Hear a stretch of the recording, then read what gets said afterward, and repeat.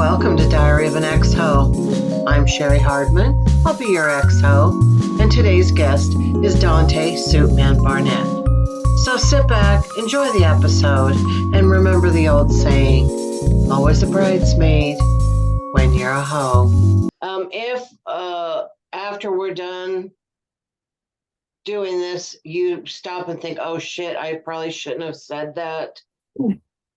You got about 24 hours to get to me for me to cut it out because I edit fairly fast. So, and No problem. I will cut out anything you decide you didn't want to say. So, Right. unless I've already got it loaded, and then you're fucked. So, okay. Hi, it's me, Cheri Hardman. Just here to remind you to subscribe to my channel. And every time you like or comment, that helps me out a lot. Doesn't hurt you at all, so do it. Do it. So how have you been? I haven't seen you in a long time. I've been keeping to myself. There's a lot of drama out there, a lot of people putting bad juju on my name, so I've just been keeping to myself.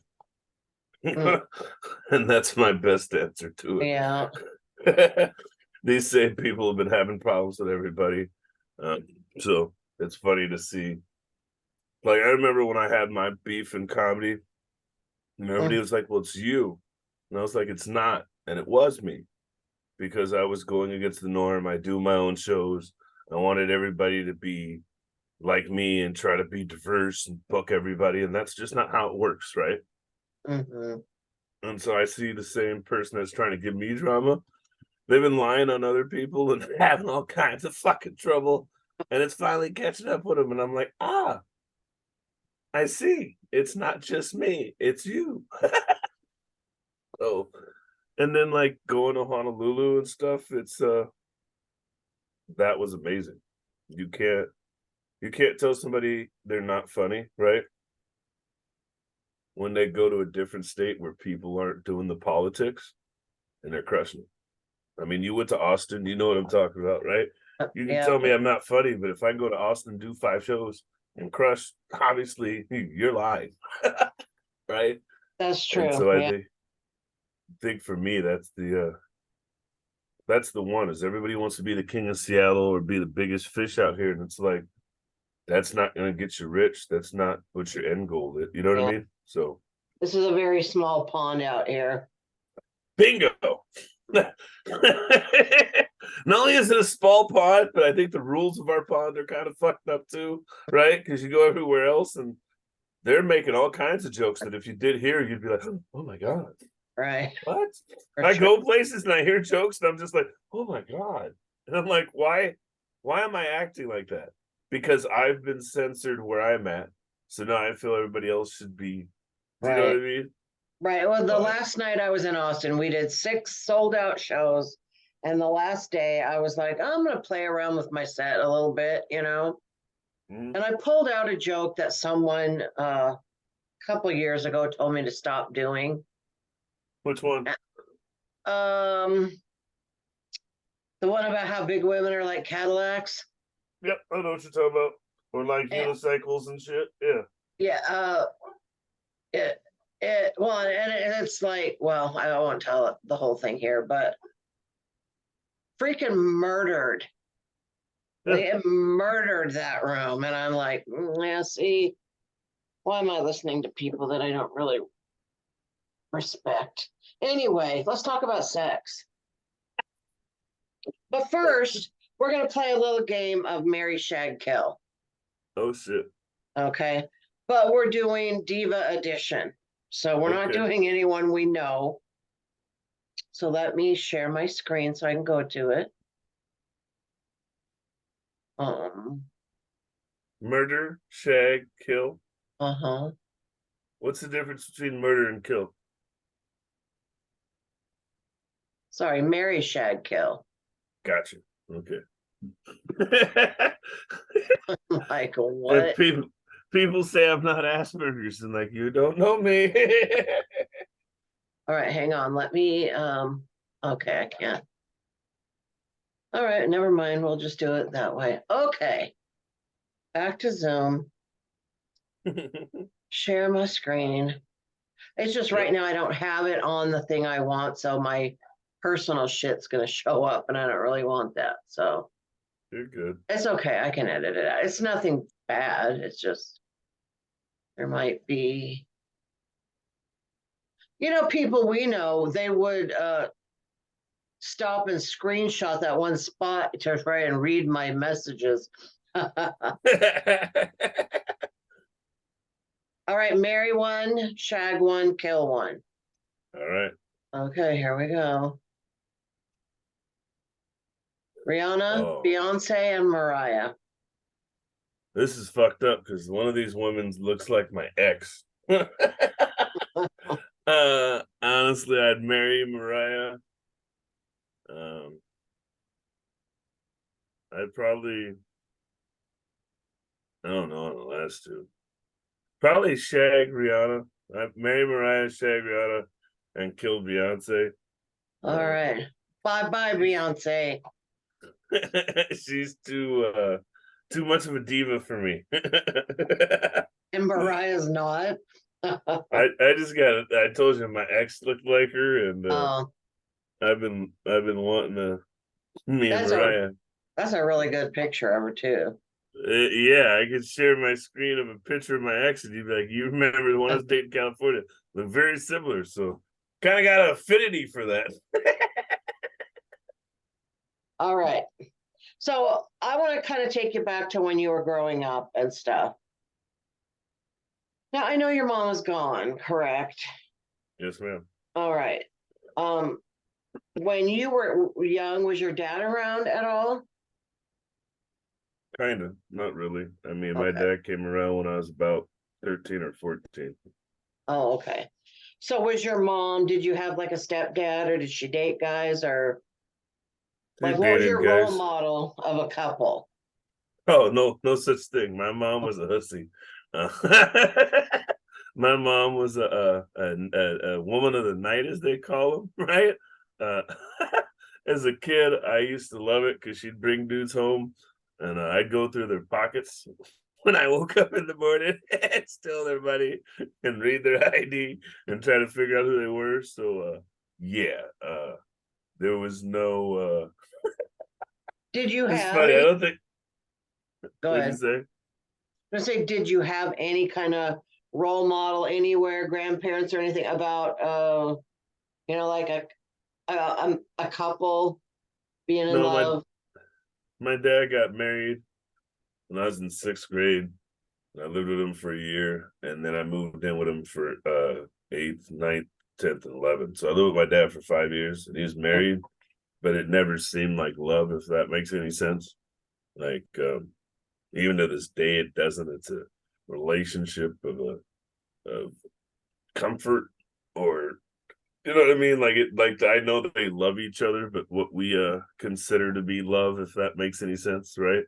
I Right. don't ever see. Um, so for me, no, it was just I'm really a fucked up comic. I didn't know how bad I was till we talked about that. You're like, have you ever seen a relationship before? Like, no, actually I used to Well, rob my mom's boyfriends. how do you think that's affected your dating life? I talked to somebody about that a lot. I do a lot of jokes about being mixed, and even one of my jokes about how my mom used to call me nigga, which is true. Most of my jokes are true or have some truth to them, right?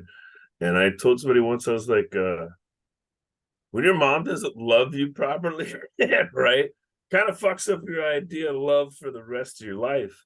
And even like with my, it's funny you show that. I was thinking about my picture of my ex, and I was thinking about her the other day and how maybe she wasn't right in a lot of things she did, but she was trying to love me, right? And Mm-hmm. a lot of times I think I reject that. I shut down. I become a recluse.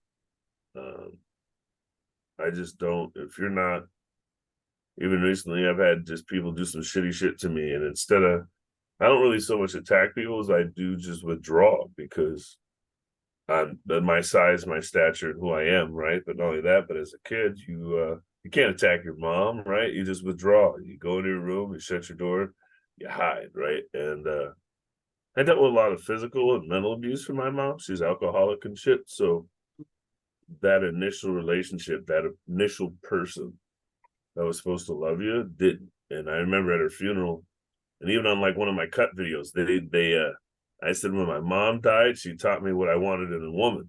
They didn't finish the part of it that I said was not because she was the perfect woman, but I knew what I didn't want. Right? I knew what qualities, you know what I'm saying? And so We've had people on here that have talked about reverse role models, which is what right. I call that. Yeah. And for me, there's a lot. I know how to cook, I know how to survive, I know how to pay bills, I know how to, you know what I mean, make it as a comedian. Those are all high quality things that we need, right? Like we're not making a shit ton of money till we make it. So, but in the same regard, I don't know if I work hard to keep people in my life. You want to go, bye, right? Mm-hmm. Um, I'm not scared to let go. I don't really latch on. I latch on, right? And if I do, I latch on quick. And once I'm off, I'm off. You know what I mean? Like I'm like a lost puppy, I guess you could say, in a lot of ways, right? And I think you know that about me. I am very transparent to a fault, I think, right? And then a lot of people take advantage of that, or use that, or manipulate that in a lot of different ways. And once I become aware of that, oh, it's bad. And I know I like, in a sense, I felt like one of the people I dated was using me because I felt like they were way, way more popular on the comedy scene and booked when we were dating, as opposed to when we weren't. That went down. Now, part of that's not their fault. Part of that's because I book a ton of shows, right? And if you're going with me wherever I was going and going with me on all my shows, guess what? When at the beginning, everybody thinks you're the best person in the world, or you're the new black comedian, or whatever it is. And then when I noticed we broke up, it was like they're not as popular. Maybe it's just I'm not booking them every other day, right? Or whatever it is. And so I think that's been the hard part is I act like a puppy dog a lot. And I think now I'm more like a guard dog than a puppy dog. Whereas before I was looking for everybody to love. Now I'm just guarding my heart and just growling at anybody who don't touch me, don't come near it. You know what I mean? I don't want to I thought about that. Like literally, I was thinking how much risk there is in trying to be in a real relationship, right? Like putting your walls down, trusting somebody, giving them your feelings, opening up your schedule, giving them their time, really committing to caring about what they like, love, and endure. Who wants to It's a do all lot of that? work. It's a lot. Yeah. Yeah. Who wants to do all that? That's why I was single for 49 years. I totally get it. So, okay. So when you were a kid, uh, I refer to this as like a sexual awakening. Do you remember, like, tell me about like the first time you really noticed there's something going on in this world, meaning sex, that I previously didn't understand, Oh, and I now can tell you when. now I'm starting to get it. I can tell you when. I can tell you who. I remember being in fourth grade, right, which is 9 years old. And you might say that's young, but I was at 9. I was 5'10", right? I hit 5'9", 5'10", and 9 years old. I was already I was well matured. My body was matured early, and we had this substitute teacher for the end of the year named Miss Lozier. And when I say this, Miss Lozier was top heavy like yourself. She had a rack. I remember that. She had some tits. I remember being 9 and just being like, oh my. I get a little arousal in my pants and I look at Miss Lozier. And yeah, I've been I found out I was a titty man at 9 years old. I'm gonna tell you, it was I don't know what it was. And it seemed like I was the only kid that was looking around the class trying to figure out which one of these girls I'd fuck. And I remember being 9, thinking they didn't look right to me. You know what I mean? They Like didn't have the big boobs. yeah, and I'm 5'9", and they're like all like 4'2". You know what I Right. mean? I remember looking at the sixth grade girls like, that's what I want. That's In sixth grade, 11, 12 girls are all starting to, blossom in their own way. And I Right, can remember just looking at the girls my age and being like, no, yeah, you're, it was like that for a long time. Even in high school, it was like that because, I'm 6'2", 205 pounds as a fucking 16-year-old senior.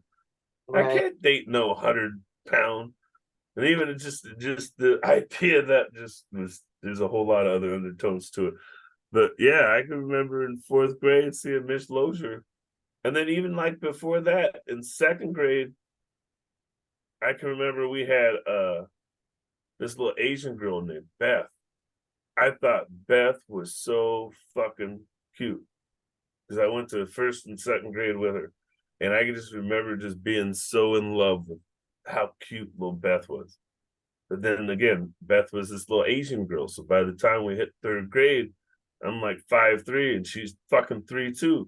Shit wasn't working out. Shit wasn't I'm not laugh like I joke, I kid, but like yeah, it just wasn't it was not gonna be the same.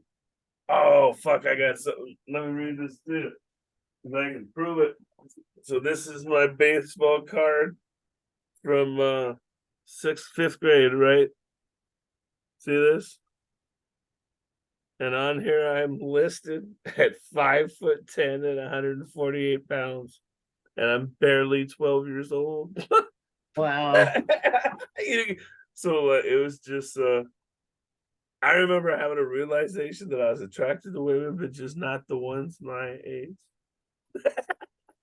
I've been cougar hunting my whole life. Where have you I was been, gonna say, Cheri? has that carried through to now? Do you still like older women, or is that evened out now that you're older? I think I'm more compatible.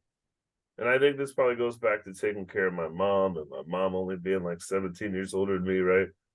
But I'm more like I'm a grumpy old man. I just have a way of doing things. It was in Honolulu, and I talked about how I was Asperger's, and I then gave the comedian who was hosting a hug, and he said, "Oh, that's huge." He's like, if he admitted he's Asperger's, I noticed he didn't hug me earlier. He's all about his space. And I thought about it as, oh, you've seen me before. I'm very particular about my personal space, right? And it's just, I'm mad at how you giggle, but there's just certain, you know what I mean? Like when I'm cooking, I get the fuck out the kitchen, go sit your ass down. I don't want no help. Like I don't know. There's I can't handle young women. I don't want to be on Snapchat. I don't want to be.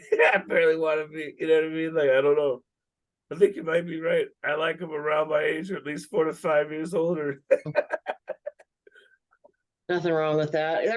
Young women, I love them, but my God, you get a group of like young women, they're so loud and just so much energy that it's like makes me exhausted to be around. Well, for me, it's intimidating. It's like double dutch. You know what I mean? You got four women. It's like, how am I gonna get in here and talk? I'm not ready. One, two. I'm just not gonna do it. I'm not. I'm not hopping into double dutch. I don't. Mm-mm, mm-mm, nope. All right. So when you were younger, or even as a young adult, do you remember like any scenes like in just a mainstream movie that had like some kind of love scene that really stuck with you, turned you on, whatever? Man, there's two things. I'm gonna say.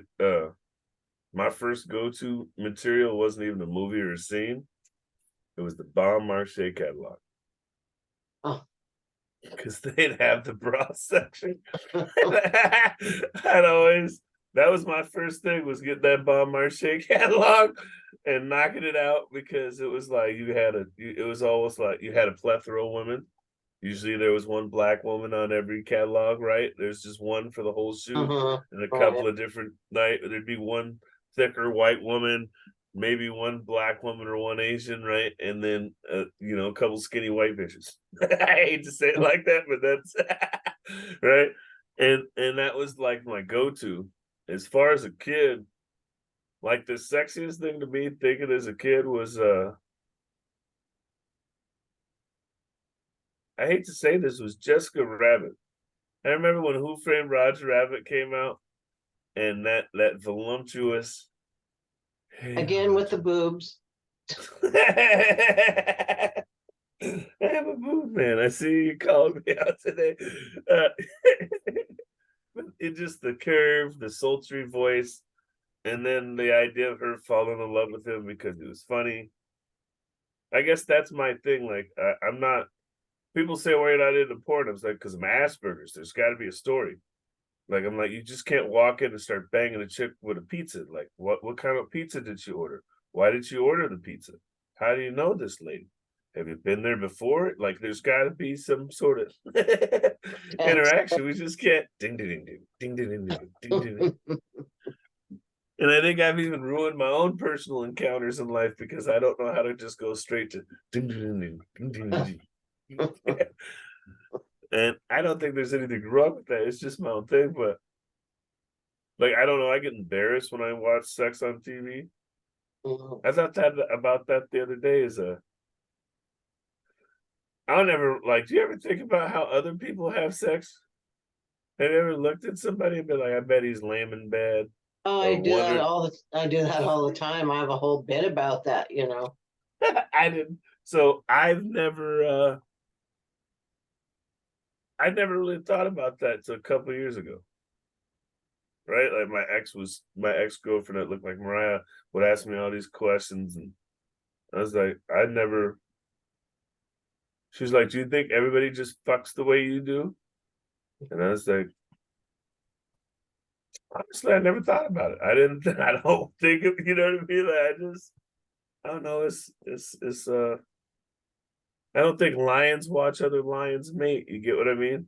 Like, I don't think gorillas are sitting there. You know what I'm saying? Like, either I'm getting some pussy or I'm not. I'm not gonna sit here and fight for this pussy, lose, and then watch you take it. Right? Like, that's not how this works. And like, I don't know. It's just that's never been a. I don't know. That's If it. I can't have it, I don't want to look at it. Do you have any sexual regrets? Man, yeah, there's been some ugly ones. There's been some drunk ones. Um, and then there's just been some bad choices, right? Uh, I don't know. I don't think we ever have regrets. I think we have experiences, right? Um, I hate to diminish anybody's character, their beauty, or their own confidence and single somebody out and be like, ah, I should have never slept with you. Right. Um, I do wish sometimes though I wasn't as experienced as I was. Um, and what I mean by that is I think sex can become a competition in the wrong relationship or in many relationships. And what I mean by that is I think women control sex. And I'll start there. And what I mean there is there's no sexual prowess really for a woman. Does that make any sense? Having sexual prowess or being very good is somewhat shamed. We've talked about I've heard you talk about this, right? Like if you're really good at sex as a woman, you're a whore, right? If you're really good at sex as a guy, you're a gentleman, right? And you get what I mean? And so there's a dynamic where women satisfy men and men can be impotent or unable to satisfy a woman and it's not a big deal, right? You get what I'm saying? Women go into the bedroom with the idea they may not be satisfied. Men go into the bedroom knowing they're probably going to ejaculate, right?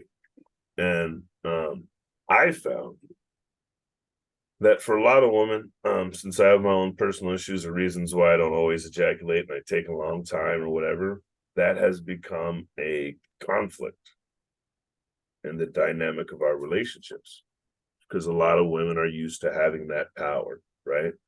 To just, give their man head and he comes in a couple of minutes or make him come real fast or just have that control. And there's been a couple of women where, especially I think my ex, where that was a problem. Not, I think it was brought up as like, what's wrong with you? Why is it you don't come when I do this to you or you don't do that? As well, first off, I was molested as a kid. So it takes a lot for me to be just open and let somebody be in charge, right? And then two, as a kid, I had it ingrained in my mind. I don't want no short man. I don't want no quick man. I don't want any of these things, right? So I've, over my 40 years, made sure that it's going to go at least 10, 15 minutes. I don't know what a quickie is usually, right? Which some women have genuinely complained about. Like, what takes you so long? What are you doing down there? Well, I don't know. I mean, sorry. Do you think some women take it like as an insult, like they're not sexy enough? Oh yeah, that's what I mean. Yeah, yeah. And it's a dynamic that's just ingrained into women and into our relationships, that your woman should be able to satisfy you fastly and do all these different things. Well, what if it just takes a guy 20 minutes to come? Is that a bad thing? Right? If the dynamics were the other way around, guys don't seem to care. I mean, I care, right? But yeah, you know what I mean? Like, if a guy wasn't coming, if a guy was coming early and a woman wasn't coming, and that just be the dynamic of what everybody expects.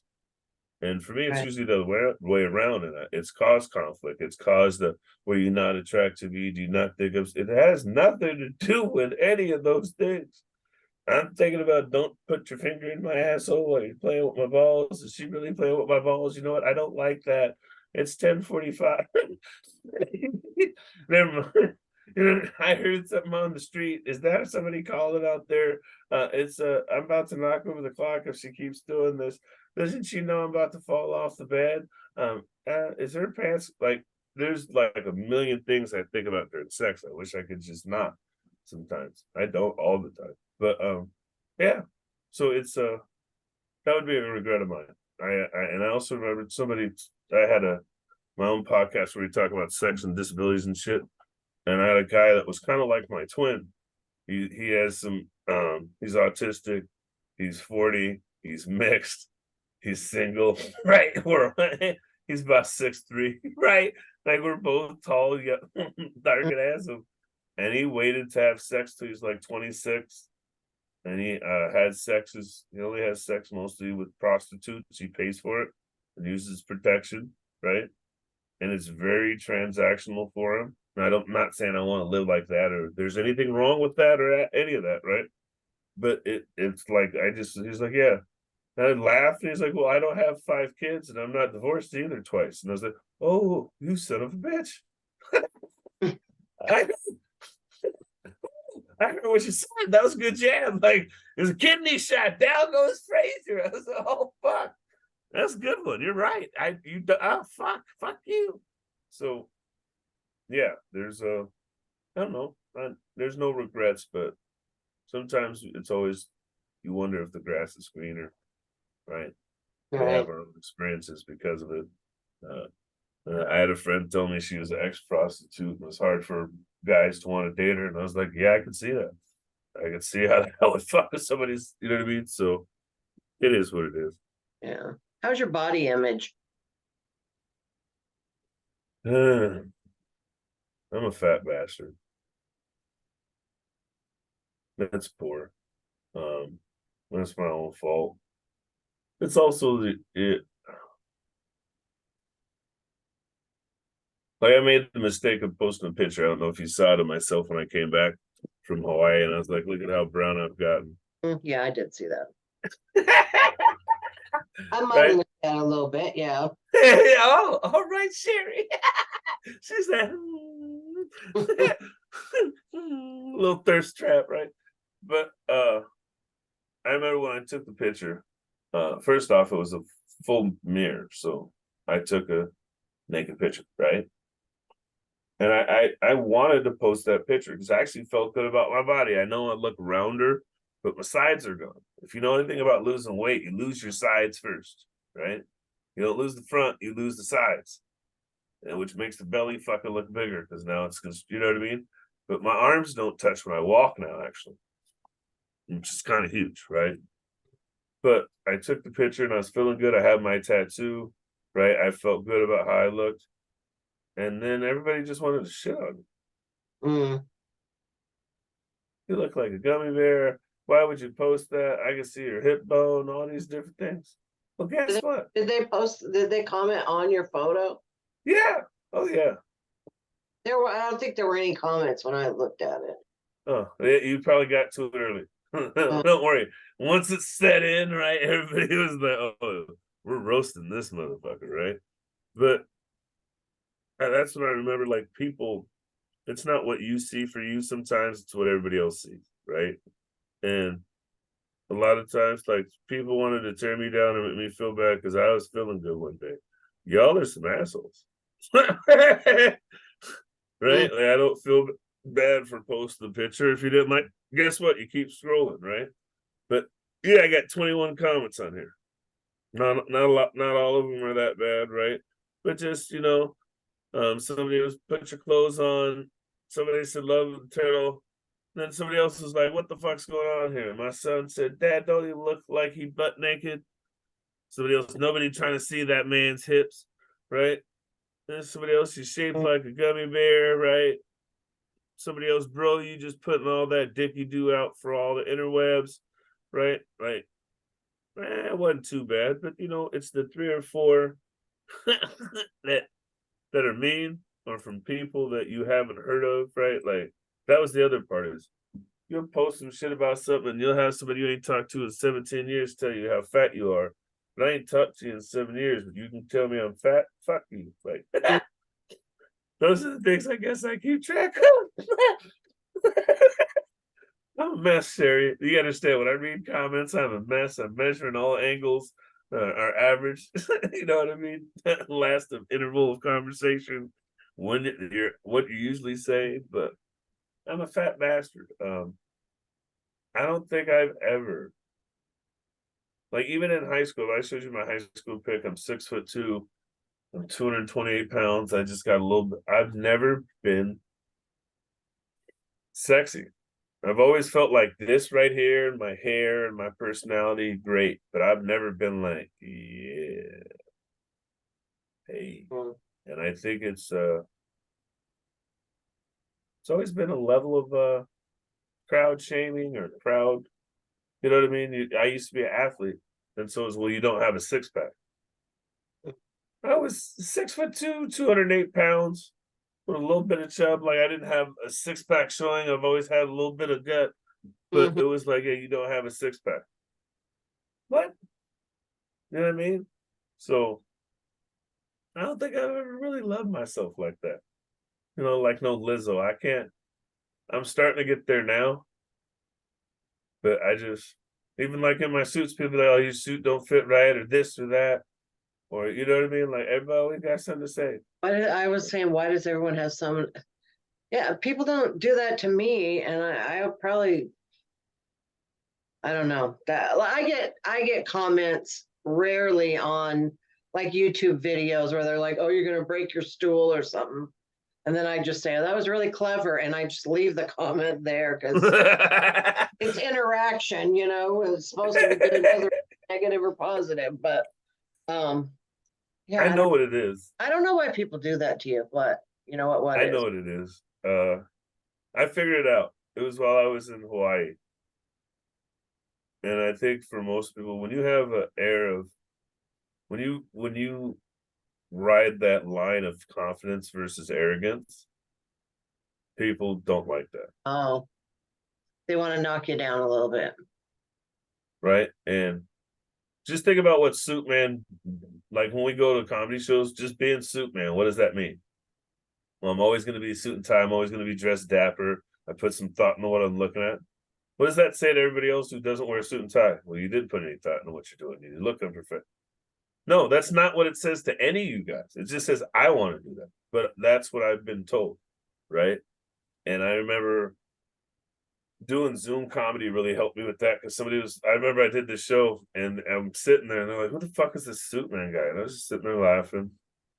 And I'm in the room, right? And they're talking about me, right? And they don't know it, right? Because I'm not in a suit.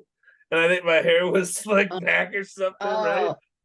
And they were like, you gotta be like, who's suit man? Like, he's just a superhero who wears suits? Like, he's even fucking funny, or does he just know how to dress? I'd burn this guy a new asshole. And then the guy says, next up we have Duante. Oh fuck, suit man. Hey man, I'm sorry, bro. We didn't mean it. I was like, nah, it's okay. I must be some white guy in a suit. Luckily, I'm only 60% white, so I guess that's not true. And they laughed or whatever. But yeah, I think that's what it is. I'm out here having a good time. I'm out here living my life. I do things like we've talked before about some things. You're like, I have the confidence to do shit that people shouldn't, right? I talk about things openly that people don't. From my mother's death to losing my kids to my own emotions to my suicide, I'm very transparent. And people just don't like that. People just don't like I'm in Hawaii, you need to go here, you need to go there. You motherfuckers not see I'm going everywhere? Why do I need your recommendations on where to go? I didn't ask for them. Right? I think it's just that air of I'm a really happy person when it comes down to it. You've seen it. Like when I'm in a good mood, it's infectious. If you're not in a good mood, I've seen it before. You're like, I'm gonna go wheel over here because I can't be around Dante right now. He's too happy, he's too loud, he's too much. But when you're in a good mood, you want to be around that, right? And I think that's my problem is I'm really a high, good energy person. And a lot of people just don't. I'm not Ned Flanders, but I'm damn near kind of a Ned Flanders type person. Hey, diddly do, neighbor. How you doing? Hi. And so dudes, fuck that guy. Do you have a sexual bucket list, or have you done everything you've wanted to do or try?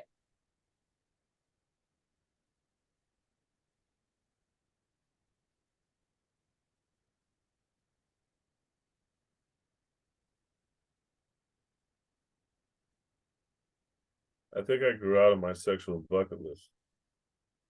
I think I have a love bucket list instead. Um, I had somebody who wanted to press my ex girlfriend that I had. I really appreciate her because she tested my limits, and I really appreciate that experience in a lot of ways because she was, they call what is it, sexually positive, right? Mm-hmm. Which sometimes they think is an excuse for being a hoe. Other ways, it's being an excuse to be sexually explorative, right? Mm. I think most people it's the first one, not the second one, but that's a different answer. Um, but she made me really just think about certain things, and she talked about how she went to all these sex parties and all her feminine confidence and sexuality, and just hearing her be a sexually active woman and all these different things. And it's not so much it turned me off that she was doing all these things. It's just a lot of the different things. I was like, I wouldn't do those things, and I don't want to do those things, and I wouldn't want to share a woman anymore. I don't want to have a threesome anymore. I really don't see how that works. You know what I mean? Like it'd be fun if me and my girlfriend both think a girl's hot and we're both into that, but then I'm not going to let you bring a guy home. So I don't think that's fair. Right. So why would I ask for that? Right. So for me, sexually, no. I've had sex in a waterfall, I've had sex in a park, I've had sex with a threesome, we've done it in an elevator, we've done it, in a car, I've done it while driving, I've done it black, white, native, you know what I mean? I've had all the flavors, right? Like all that, I would say, what's the word? What do they call it? Championing of sex or questing of sex. Um, that happened a long time ago. I think right now where I'm at, it's hard for me to have like women can be so beautiful and then I meet them and they're not beautiful to me anymore. And my ex did that to me, right? Getting down to the raw of who a person is and how they treat you versus how they look. Those are two different things. And how somebody treats you and makes you feel is way better than how they look, right? Mm-hmm. Because as we get older, and I'm pretty sure you'll identify with this or understand what I'm saying, our bodies fuck up, our bodies fall apart, right? What are you Mm-hmm. gonna do? Like I told everybody, like, what happens when your dick don't work anymore? Right? What happens when you get vaginosis and you need a lubricant to have sex and you don't have any on you? What happens if she has to have cervical cancer and loses most of her, you know what I mean? What happens if you have penile cancer and you lose half your penis, right? What happens if, like, there's got to be more than you just look at them and go, ha ha, ha. And then not only that, but they're going to change. Like, you guys could both be hot as hell, and maybe you'll get lucky and be the couple that still looks hot at 89, but usually one of you fuckers is going to fall off. One, you know what I mean? Like, one of you guys is going to start looking like Dr. Jekyll versus Mr. Hyde. Everybody evens out as they get old. Like, see a bunch of Yeah. old people, you can't tell which one used to be good looking and which one used to be ugly. Every once in a while. Do you get what I mean? Like Betty White. Rarely. Yeah, but that's what I'm saying. Like, rarely. Once you hit 75, 80, we all look like Yogi Berra. You know what I mean? With overgrown ears and hairy and big old eyebrows, whether you're black, white, or native, you start looking the same. And so, you know, I'm still at a point where I just can't date any old looking woman. I'm not at that age yet, or at that, I guess you could say, affinity where, you know, I could date someone who I thought was ugly if they treated me nice. I can't do that yet. But I'm definitely not as turned on by I'm not turned on by the bad bitch. I'm not turned on by the Nicki Minaj. Like, they're attractive, but they're like, is it visually appealing? Yes. Do I want to go buy one? No. Do you get what I'm saying? Mm-hmm. Like, we could all see a great looking car. Oh, that looks great. Do I have a want or desire to ever own one? No. And that's how I feel about most extremely hot women these days. Is like, after dealing with one and the makeup and the put together and the maintenance, and they have to get their nails done, their pedicure, their hair done. They need to do this every 2 to 3 weeks. That's time, right? And then they need, like, do you know how much time it goes into being a bad bitch? You know, I know it takes a lot of time just to be a mediocre bitch, so I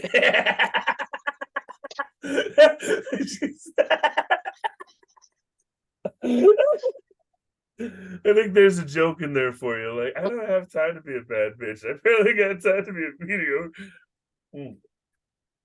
But yeah, I don't know. I think it's changed, and so, like, I've went on vacations with women now, and that's more like, can we go hang out for 9 days and you not upset me? I sound like a woman, right? Like, can you not annoy me? If you annoy me, my dick dries up. Right? Can you just stop talking? Not literally, but I think that's kind of where I've gotten. And so for me, this whole sexual conquest, nah, I gotta love conquest. That's the word I was looking. I no longer do sexual conquest. I'm gonna love conquest. I want to So are find you somebody. looking for love, or are you just gonna kind of hang out and see if it shows up? You know, I'd say I am looking. Do you know why? What? Because I'm dating. I'm communicating with intent and purpose, and I have boundaries. And I think intent, purpose, and boundaries. Why do I say that's big? Well, there has to be intent, right? Like, I'll hang out with somebody, I bet they're trying to screw me. Okay, do I really want to screw this one? Right? If we had sex, would I be okay with it tomorrow? Would I change our relationship? If it does, is it worth it? Right? Do they understand the boundaries that if we have sex and it doesn't go right, we're not going any further? Right? Like, and then what's the purpose? Would I just want to have sex with them? Like, take off the idea of me getting laid at this moment.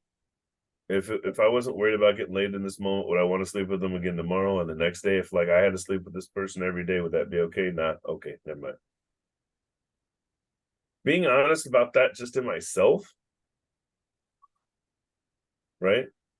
Like, how many people have you slept with where you're like, well, no, I knew in the first time I slept with them, even if it was amazing, I wasn't going to sleep with them again. I mean, they're Dave. Not sorry, Dave's your husband. Dave. That's just the name I thought of. But you know what I mean? Like, they're this person. Yeah, they're kind of cute, but no, I wouldn't want to be with them. This isn't the only dick I'd want for the rest of my life. I don't care how great it was, right?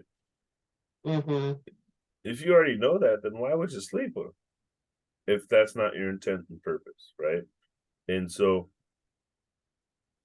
I'm done just having mediocre casual sex. It's not that great, and then it's just not that fulfilling. All Right? right. I'd So, rather have. Go ahead. Sorry. well, what is your definition of amazing sex?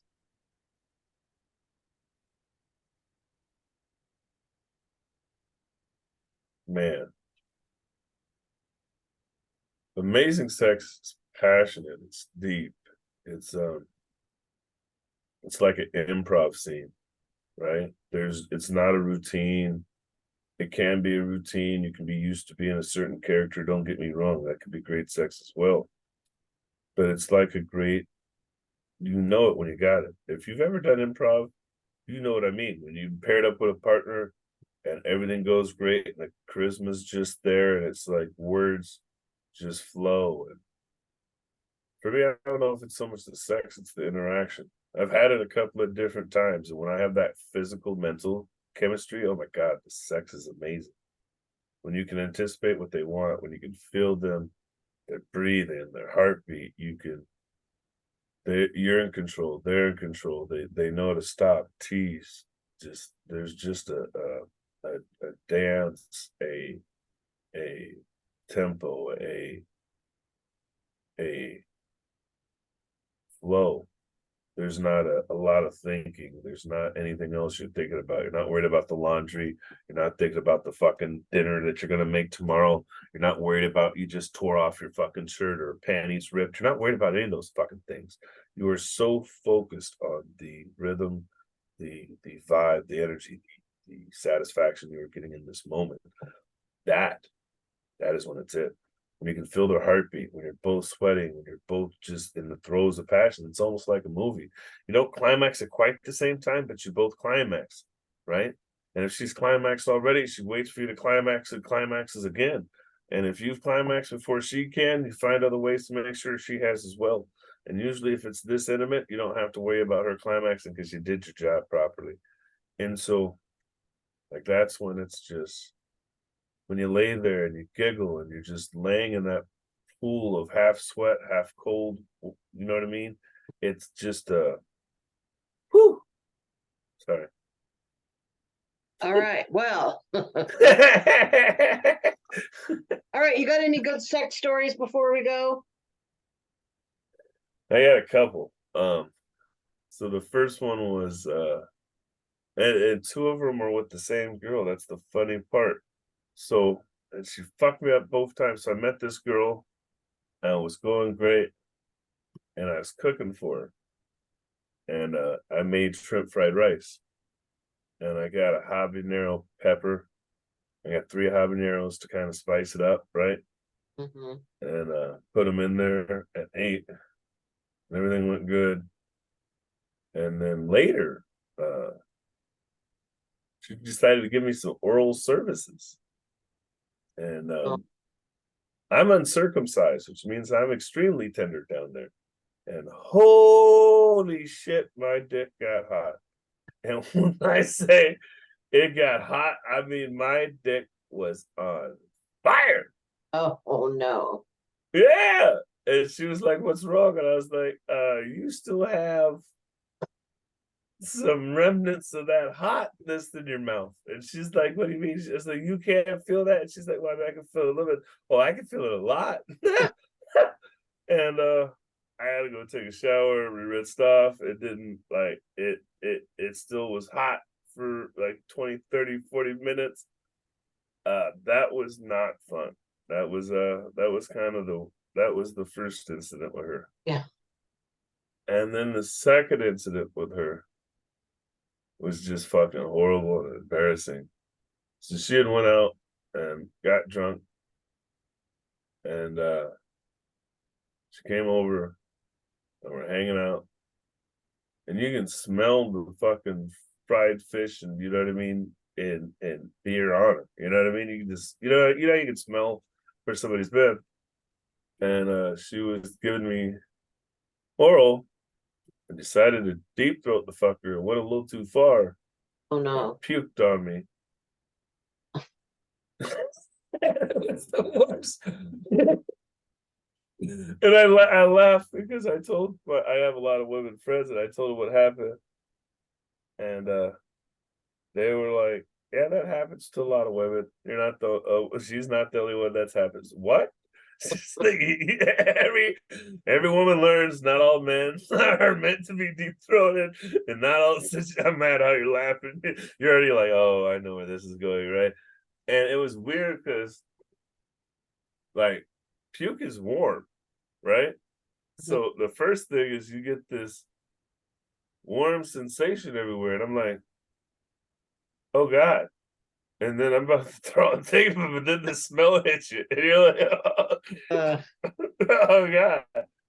And then worse, you gotta go wash off. And then ironically, stomach acid is very lubricating. The slimiest I've ever felt trying to like wash off and get back to that feeling of just your skin. That was fucking horrible and gross. Like honestly, that's why I broke up with that girl. After she did that, I couldn't look at her the same. It was because I'm not. First off, I'm not. I don't really need blowjobs. Like I like them. You know what I mean? They're cool, but they're not like my thing, right? And then it was I don't really like. That's not how I like my blowjob either. I don't like it deep to it. I worry about those things. And so it was like that's like two red flags, bitch. I don't even like this. Second, I told you not to do that. And third, you were drunk, and you tried anyways. It sounds like you're not making good decisions. You're not a good decision maker in the bedroom. I'm okay with that. And then I think the funniest story I have is when I was married, I used to play football. You get home, I get home at like 2, 3 in the morning from a game because I played Oregon or play in Canada, play the game, drive home. And it happened a lot where I come home and want to get laid and my body's not ready. And so I get a cramp. And so there's one time me and my wife were having sex and my legs cramped up. And I was like, punch me in the leg. And she's like, what? And I was like, punch me in the leg. And she's like, are you getting off of this? It's like, no, I got a cramp in my legs. Okay. She's like, thought you were some new weird shit. And I was like, no, just cramp, just cramp. But that it's weird that you know what I mean. I have to stop sex because your body's cramping up and you can't move. yeah. All right. This is going to come out in 2 weeks from today. So do you have anything that'll be coming out around that time that you would like to promote? Yes. So next April, 4/20, 2024, Suitman Productions is bringing Def Comedy Jam back to Seattle. For those of you who think you know what Def Comedy is, it's not that one. It's actually Def Comedy. We're making comedy accessible for a deaf audience. So I bring in a deaf headliner, me and myself, I'm partial deaf. And then we have a couple of hearing comics. We have it somebody doing sign language. We also have it recorded so that way you can see the captioning as we're going. So that way you can have a deaf and hearing experience for comedy. Best part is I'll be streaming it as well. So for those of you who have a deaf friend, a deaf family, a deaf relative, and you've never had anything you could do with them before other than fucking grab a notepad because nobody wants to learn ASL if you're not deaf, right? Now you got a way you can hang out with them. And it's truly something different. Def Comedy Jam's an amazing show. I was going to talk to you about that. We'll talk later. But yeah, that's something I got for you as well. It's a handicap accessible space. They've got the lift, they've got all those things, and it's going to be at Rainier Arts Center in Seattle, which holds about 200 people. Elysian Brewery, it's already sponsoring it, even though we're not serving alcohol. It'll be an all ages event. Bring your kids, bring your wife, anybody can come. And it's just really a wholesome program. You can always check me out though on Suitman Productions. That's like Suit and Tie, Suitman Productions on any medium, whether that's YouTube, Facebook, TikTok, anywhere you'll find us. I've got all kinds of shows on there. I got an old show called the Social Security Influencers that we've been running for 3 or 4 years. I got a podcast called Autistic Artists where we talk about being autistic and an artist. And then I've got a podcast called Dating with Disabilities where we talk about what it's like to try to date or not date. Most people, it's not date. and have disabilities. So it's I think we had Cheri on there. I know we had Cheri on there. I've had a couple of people now that aren't even artists now that are just like in a wheelchair. I got one girl who's 23 who lost like half her hand. She talks about how guys are always asking her to give them some kind of weird hand job because her hands all. Oh, like I've learned a lot of words I didn't know before. I'll just put it to you like that. So those are the things I got going on. Other than that, you can always catch me in Seattle at Jokes and Jules and Georgetown. All right. Well, thank you very much. It's been a lot of fun. Thank And you. I'll hopefully see you around soon. Yes, ma'am. Have a All right. good day. Thank you, Cheri. Bye.